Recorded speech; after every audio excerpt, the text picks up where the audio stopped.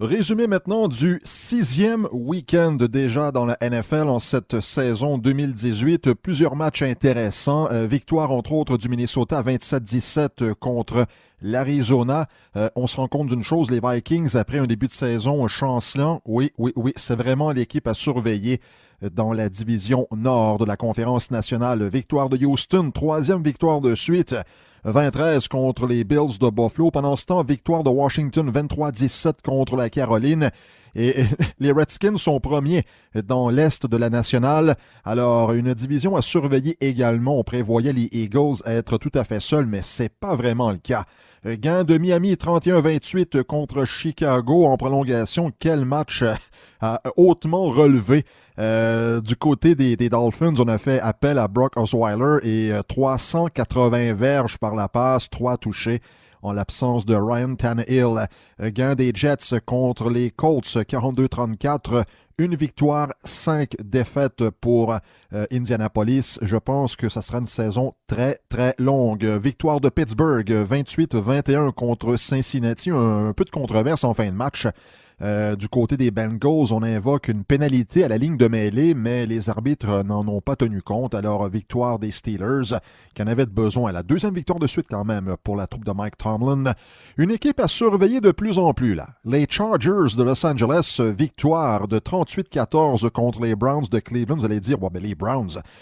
Je suis d'accord avec vous. De l'autre côté, l'attaque de Philip Rivers est du côté défensif avec Joey Bosa. Alors, les Chargers... Faites attention à cette équipe-là. Victoire également des Falcons d'Atlanta, 34-29 contre les Buccaneers de Tampa Bay. Autre revers des Raiders d'Oakland, cette fois 27-3 contre les Seahawks de Seattle. Les Rams ont eu peine et de misère, oui, face aux Broncos à Denver, 23-20, mais quand même victoire. Premier match en carrière de 200 verges ou plus au sol pour Todd Gurley, 208 verges plus précisément et 2 touchés. Victoire par blanchissage de Baltimore, 21-0. Contre les Titans du Tennessee.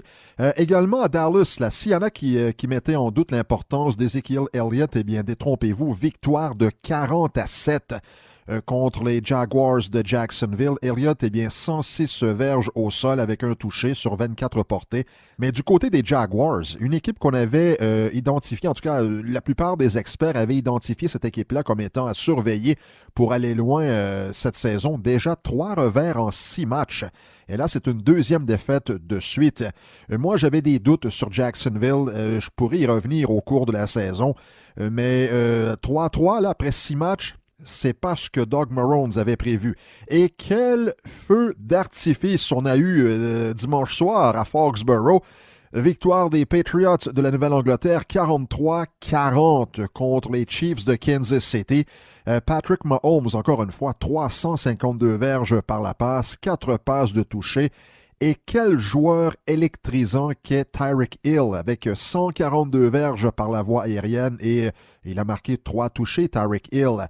Mais du côté de la Nouvelle-Angleterre, on a vu que ce bon vieux Tom Brady, ma foi, 41 ans, toujours aussi alerte, 340 verges par la passe et un touché. Mais le joueur, moi, qui m'impressionne de plus en plus, oui, on peut parler de Rob Gronkowski, la Gronk qui a capté des ballons très, très, très importants au quatrième quart.